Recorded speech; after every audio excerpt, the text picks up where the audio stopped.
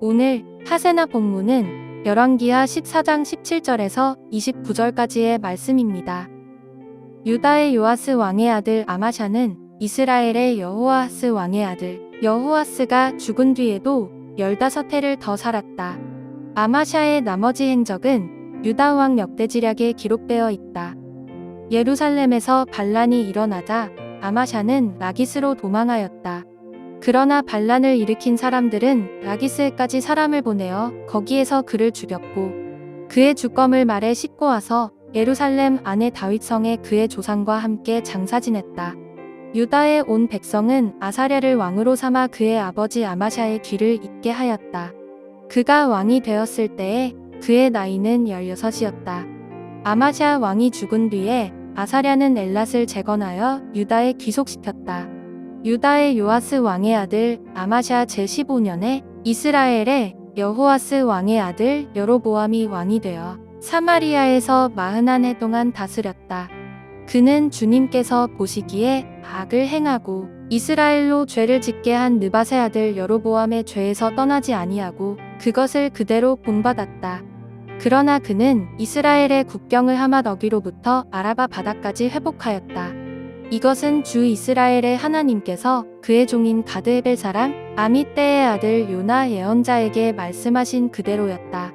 주님께서는 이스라엘의 고난이 너무 심하여 매인 사람이나 자유로운 사람이나 할 것 없이 한 사람도 남아있지 않아 이스라엘을 돕는 사람이라고는 아무도 없는 것을 보셨다. 주님께서는 이스라엘의 이름을 하늘 아래에서 지워 없애겠다고 말씀하시지 않았기 때문에 여호아스의 아들 여로보암을 시켜서 그들을 구원하신 것이다.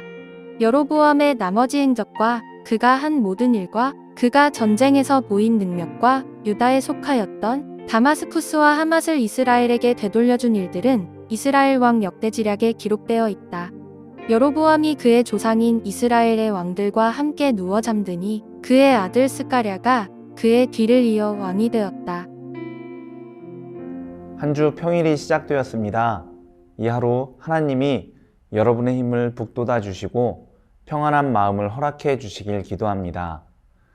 오늘 본문은 두 왕의 이야기를 담고 있습니다. 앞부분인 17절부터 22절은 14장 1절부터 언급된 유다 임금 아마샤 왕의 마지막을 담고 있으며 뒷부분인 23절부터 29절은 북왕국 임금인 여로보암 2세의 이야기를 담고 있습니다. 본문 앞부분을 보면 아마샤는 자신의 백성들에게 반역당해 죽게 됩니다. 예루살렘에서 무려 29년이나 통치했던 그가 무슨 이유에서 예루살렘 무리들에게 반역당해 죽게 되었을까요? 우리는 1차적으로는 그의 실책에서 그 이유를 찾을 수 있습니다. 북왕국 임금인 요아스의 만류에도 불구하고 그는 북왕국과 전쟁을 벌입니다. 그 결과 처참하게 패배하지요. 그래서 그의 왕권은 몰락하게 됩니다. 바로 이것이 그가 반역을 당한 표면적인 이유로 보일 수 있습니다. 그러나 더 근본적인 이유가 있습니다. 그것은 그가 하나님에게 반역했기 때문입니다. 곧 유다의 임금이 하나님에게 반역을 했기에 그 또한 자신의 백성들에게 반역을 당했다는 것입니다. 아마샤가 하나님께 반역한 내용은 역대하 25장에 잘 나옵니다.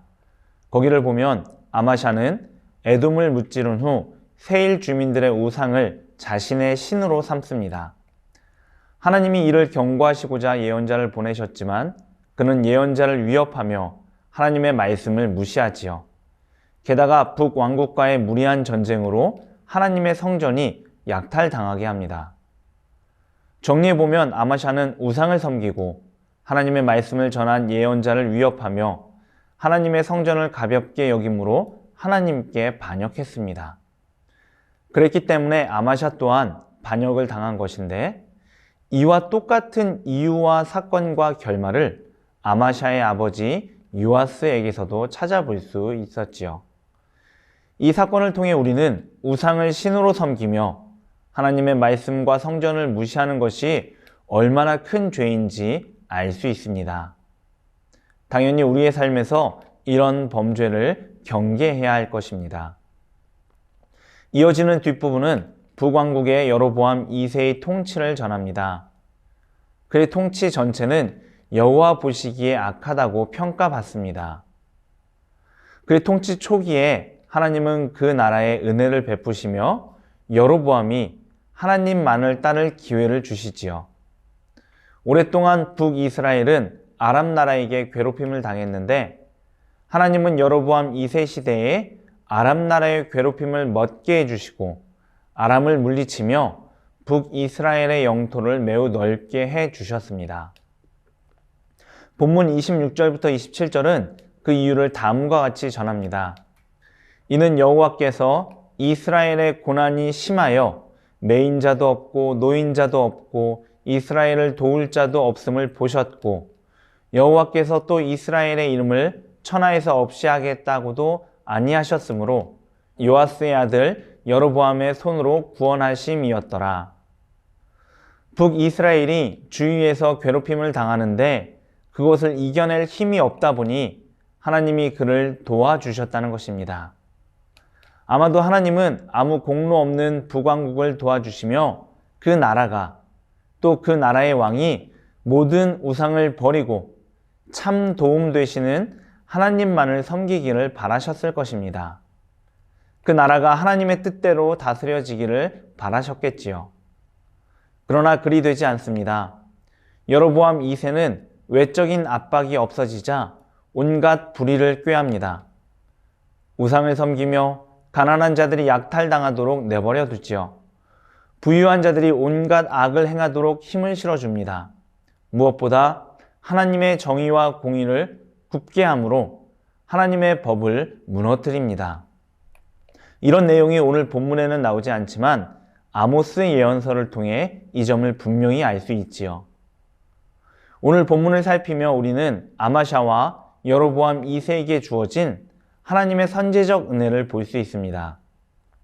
아마샤나 여로보암이 대단해서 하나님이 은혜를 베푸신 것이 아니라 전적인 선물로 그들에게 은혜를 베푸신 것입니다. 왕권의 강화, 영토의 확장, 전쟁의 승리 등이 그것들이지요. 그러나 이들은 하나님의 은혜에 잘못 반응합니다. 그 은혜로 하나님만 섬기고 하나님의 나라를 바르게 통치하는 것이 아니라 제 멋대로 통치합니다. 우상을 섬기며 하나님의 말씀과 그분의 성전을 무시하지요. 그 결과 반역을 당하기도 하고 예언자를 통해 신랄한 비판과 저주를 받기도 합니다.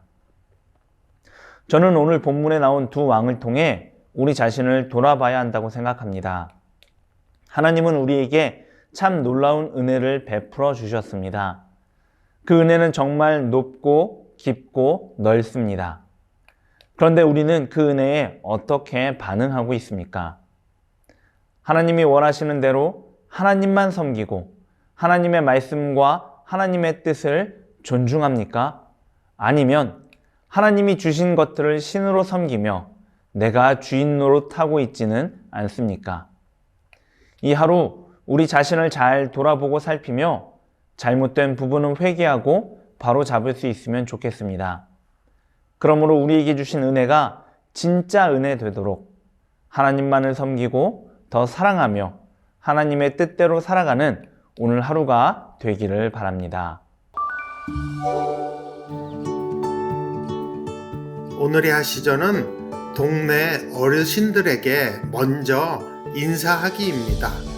어르신들께 밝은 미소로 먼저 인사하며 어른 공경을 실천해 보시면 어떨까요? 오늘의 하시죠? 함께 하시죠.